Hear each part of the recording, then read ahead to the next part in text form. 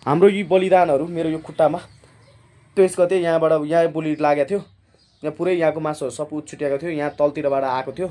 अनि यहाँनिर हातमा यस्तो भएको थियो, यो हातमा अझै पनि हड्डीहरू छैन, यहाँ 25-26 टाका लागेको छ, हड्डी छैन, यहाँ नसाहरू पनि छिनेर यो हातमा अझै पनि सेन्सहरू छैन। यो यस्तो झमझमाउँछ, यस्तो पोल्छ होइन, यस्तो दुःख दिन्छ यो घाउले होइन। कति बेला त यो हातहरू चाहिँ यत्तिकै लक भइरहेको हुन्छ कि यसो तल झार्न नै सकिँदैन कि त्यो हड्डी नभएको कारणले अझै माथि नै अड्किरहेको हुन्छ। त्यो चिसोहरू पर्दाखेरि एक ठाउँमा हात राति सुत्दाखेरि यत्तिकै भएर सुतिरह्यो भने त्यो ठ्याक्कै यहीँ नै लक हुन्छ होइन। त्यो पीडाहरू, त्यो दिन दुःखहरू चाहिँ मैले निरन्तर भोगिरहेको छु। मैले 23 गते जिन्दगीमा बिर्सेको थिएन। मलाई 3 फायर भएको हो, अर्को एक ठाउँमा नि यहाँ खच्छ, त्यो चाहिँ अलिकति सेपरेट पार्ट साइडमा भएको कारणले मैले गर्दाखेरि देखाउन सक्दिनँ। मलाई त्यो बेलामा एक फायर हाने मेरो खुट्टामा लाग्यो, दोस्रो फायर हाने त्यो घाउभन्दा अलिक माथि लाग्यो, तेस्रो फायर हातमा हानेपछि म ढलेँ। म ढलिसकेपछि फेरि मलाई उठाउन आउने साथीहरूलाई नि फायर हानेर त्यहीँ ढालियो होइन। त्यो सबै मेरै आँखा अगाडि भएको घटनाहरू थिए। मेरै आँखा अगाडि मेरो दाजुभाइहरू ढलिरहेका थिए, मरिरहेका थिए, शहीद भए। वीर शहीदहरूलाई एकदम सम्झिन्छु। उहाँहरूले मलाई आशीर्वाद दिनुभएको थियो र म आज आवाज उठाएर बोल्न सक्ने क्षमता भएर हिँडिरहेको छु। मलाई उहाँहरूले मर्दै गर्दाखेरि उहाँहरूको आत्मा मलाई आएर भनिरहेको थियो। म हस्पिटलमा अक्सिजन लगाएर म नै पीडामा छटपटिँदाखेरि मलाई आँखा अगाडि वरिपरि घुमिरहेको थियो, यो असत्यको जित तैँले छिन्नै पर्छ, सत्यलाई जिताउनै पर्छ, तैँले यस्तो बोल्नुपर्छ, यस्तो गर्नुपर्छ, त डक्न हुँदैन, त बिक्न हुँदैन, त मासिन हुँदैन, त सिद्धिन हुँदैन, त सुत्न हुँदैन, त जाग्नुपर्छ। यो राष्ट्र जोगाउनको लागि, यो राष्ट्र बनाउनको लागि तैँले हर गाउँ गाउँको किसानको बोली बोल्नुपर्छ, भुइँ मान्छेको बोली बोल्नुपर्छ, तैँले त बाँच्नुपर्छ। हेर साथी, मेरो छातीमा लाग्यो, मेरो गिदीमा लाग्यो, म मर्न बाध्य भएँ, तर तँ बाँच्नुपर्छ, तँलाई म त्यो शक्ति दिन्छु भनेर सायद उहाँहरूले प्रार्थना गरिदिनु भएको थियो होइन। उहाँहरूको परिवार तैँले हेर्नुपर्छ, त्यो परिवारको आवाज तैँले बोलिदिनुपर्छ भनेर विविध कुराहरू उहाँहरूले शक्ति दिनुभएको थियो, सोच्नु भएको थियो। उहाँको आत्माले मलाई दिएको थिएँ, बल दिएको थिएँ, तागत दिएको थिएँ, इनर्जी दिएको थियो र म बाँच्न सकेको, नत्र म सक्ने थिइनँ। मलाई यो गर्नु मन छ कि मलाई यो गाउँमा भएको मरिरहेको किसानको बोली बोल्न मन छ। मलाई त्यो विदेशमा छटपटिरहेका मेरो दाजुभाइको बोली बोल्न मन छ। मेरो युक्रेनमा जेलमा भएको दाजुभाइलाई नेपाल फिर्ता गर्न मन छ।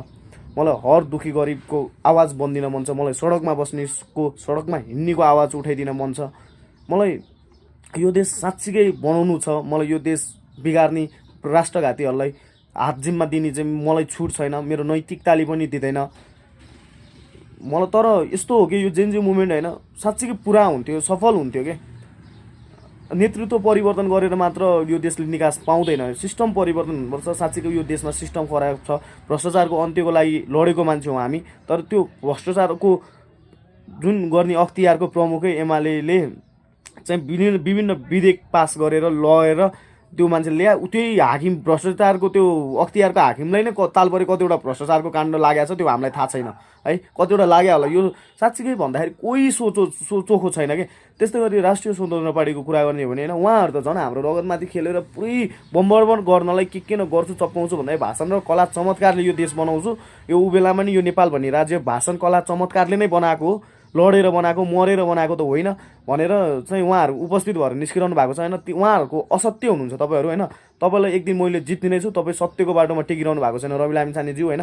तपाईँ जसरी जुन दिन 24 गते जेल फोरेर भाग्नुभयो, तपाईँले जसरी त्यो कैदीहरूलाई भगाउनु भएको, तपाईँलाई त्यो सबै कुरा थाहा थियो, प्लानबद्ध नै थियो यो कुरा। त्यसमा तपाईँले दुनियाँ जनतालाई झुकाउन सक्नुहुन्छ होइन, तर मलाई झुकाउन सक्नुहुन्न होइन। तपाईँलाई एक दिन इतिहासले थुक्नेछ दाइ, इतिहासले त तपाईँलाई मरिजाउँ थुक्छ नै होइन। हाम्रो रगतले त तपाईँलाई सराप छ नै दाइ होइन। तपाईँले जसरी अहिले निर्वाचनमा हुमिरहनु भएको छ नि, हाम्रो रगतको नाम बेचेर गरिरहनु भएको छ नि, तपाईँले नि केही खान सक्ने होइन। तपाईँ भोलि सरकारमा निर्वाचित पर्छ 21 गते भएछ भने तपाईँ काङ्ग्रेस एमाले माओवादीसँग गएर टाँसिनै पर्छ। नसासिकन तपाईँले सरकार बनाउन सक्ने तपाईँको हुत्ती तागत हैसियत हुँदैन। तपाईँ त्यही गर्नको लागि, त्यही काङ्ग्रेस एमाले माओवादीसँग गर्नको लागि देशको पहिलो दल होला, दोस्रो दल होला, त्यही दल ठुलो दल बनाएर चाहिँ के न गरौँला भनेर चाहिँ हाम्रो रगतमाथि खेलेर आइदिनु भएको छ होइन। तपाईँले तर केही गर्न सक्नुहुन्न दाइ होइन। त्यसपछि तपाईँले नेपाली जनताले थुक्ने नै छन्, खेद्ने नै छन् होइन। त्यही हो दाइ होइन। राम्रो सबैजनाले राम्रो काम गरौँ, नेपाल बनाऊ, एकताको प्रतीक हो, एकता हुने दिन आएको छ। भोलि तपाईँको नेपाली जनताको चाहिँ गिदीमा मिसाइल खसेपछि मात्र बुद्धि आउने होइन कि, अगाडि नै दिमाग बुद्धि आउनु पऱ्यो होइन। हामी यति सिस्टम परिवर्तन गर्न चाहन्थ्यौँ, खराब राष्ट्रघाती कानुनहरू फाल्न चाहन्थ्यौँ, हामी देशको लागि हितको लागि मात्र कानुन राख्न चाहन्थ्यौँ, सबैजनालाई सबै शक्तिहरूलाई एउटा केन्द्रबिन्दुमा ल्याएर यो देश बनाउने, खाका कोरेर अगाडि बढाउन चाहन्थ्यौँ होइन। त्यो सबै कुरा भएन होइन। श्री 5को सरकारले पनि त्यही भनिरहनु भएको छ, जसले अहिले नेपाली जनताले श्री 5को चित्कार, उहाँको मनको व्यथा वेदना, उहाँलाई देश बनाउने हुटुटी सबै कुराहरू चाहिँ उहाँले आफ्नो प्रष्ट व्यक्त गरिसक्नु भएको छ। जनताप्रतिको भाव सबै देखाइसक्नु भएको छ। उहाँको मुहारमा एक थोपा हाँसो छैन होइन। उहाँले बारम्बार आउनुहोस् सबैजना मिलौँ, यो यो दलहरूमा नेपाली जनतालाई विभिन्न थरीमा प्रब्लममा पारेर चाहिँ त्यो फरक तरिकाले नफुटाउँ, आऊ एकता गरौँ भन्दाखेरि मानेको छैन होइन। इतिहासले यो हिसाब गर्नेछ, सबैजनाले इतिहास बुझ्ने छ होइन। धेरै समय लाग्दैन, यो 1 वर्ष 2 वर्ष 6 महिना 5 वर्ष लाग्ला होइन। सबै जानी अन्तिम भनेको उपाय भने निर्मल निवास हो होइन। हामी अन्याय परेको मान्छेले जाने भने चाहिँ साँच्चीकै अन्याय परेको मान्छेले आश लाग्ने भने चाहिँ लास्टमा राजाकै रहेछ कि यो कुरा चाहिँ मैले विचार गरेको हो कि। मलाई त्यहाँ हस्पिटलबाट म बाहिर निस्केपछि जसरी त्यो खेलहरू जे भएको घटनाहरू त्यो विस्तृत मैले जानकारी लिइसकेपछि मैले सोचेँ कि ऊ बेला गोर्खा नपाए के अरे न्याय नपाए गोर्खा जानु भन्थे। म गोर्खा पनि गएँ, तर त्यहाँबाट मलाई गुरु गोरखनाथको आशीर्वाद पाएपछि तिमी निर्मल निवास जाऊ भाइ, तिमी निर्मल निवासको किताबमा उभियो भाइ। तिमी निर्मल निवासलाई यो देशमा नल्याएसम्म कोही नेपाली दिन दुखी गरिबले चाहिँ सुख शान्तिको बाटोमा टेक्न पाउँदैनन् भनिसकेपछि मैले सोचेँ साँच्चीकै यो देशको महान मान्छे रहेछन्। उहाँलाई विभिन्न लाक्षेप लगाइएको रहेछ, विभिन्न विभाजित गरिएको रहेछ, जनतालाई फुटाइदिएको रहेछ। यो देशमा त साँच्चीकै विदेशी चलखेल हुनको लागि चाहिँ यो विभिन्न कुराहरू गरेको रहेछ भन्ने कुरा चाहिँ आत्मैबाट आएपछि चाहिँ म एकदम यो देशमा चाहिँ एउटा सबै शक्तिलाई बराबर दिनुपर्छ, एउटा व्यक्ति चाहिँ साझा व्यक्ति हुनु पर्यो, त्यो चाहिँ बाउ हुनु पर्यो, श्री 5 बडा महाराज हुनु पर्यो भनेर लागिरहेको छु होइन। त्यो आउँछ, यो व्यवस्थाले हामीलाई ढालेको छ, मेरो दाजुभाइ दिदीबहिनीलाई ढालेको छ होइन। यो व्यवस्था 1 2 3 म मर्छु तर यो ढालेरै छाड्छु।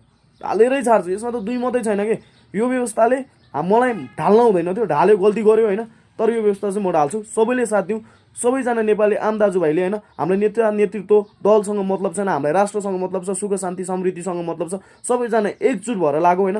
आज प्रेमको प्रतीक हो, सबैजनालाई एक अर्कालाई प्रेम गरौँ, सबै नेपाली दाजुभाइलाई एक अर्कालाई खुसी राख्न सकौँ, एक अर्काको लागि सबै सधैँभरि बचाउन चाहौँ र यो सत्यको जित हो, सत्यको बाटोमा टेकौँ होइन। सत्य यही नै हो, एकता नै सत्य हो। एकताभन्दा ठुलो केही छैन। पृथ्वीनारायण शाहले दिनुभएको दिव्य उपदेश मानेर यो देशलाई निकास विकास र सुख शान्तिको बाटोमा सबैजना लानुपर्छ। त्यो त मेरो मात्र कर्तव्य होइन, यो देश मेरो मात्र होइन, हामी आम नेपाली दाजुभाइको देश हो। यो देशको राजा सबै तपाईँ हामी हौँ। एउटा बडा महाराज राखेर सबलाई एकताको प्रतीकमा राखेर भ्रष्टाचार अन्त्य सुशासन कायम गरेर हामी अगाडि बढ्यौँ भने अवश्य पुरा हुन्छ। जय देश जय नरेश। फागु पूर्णिमाको सबैलाई शुभकामना।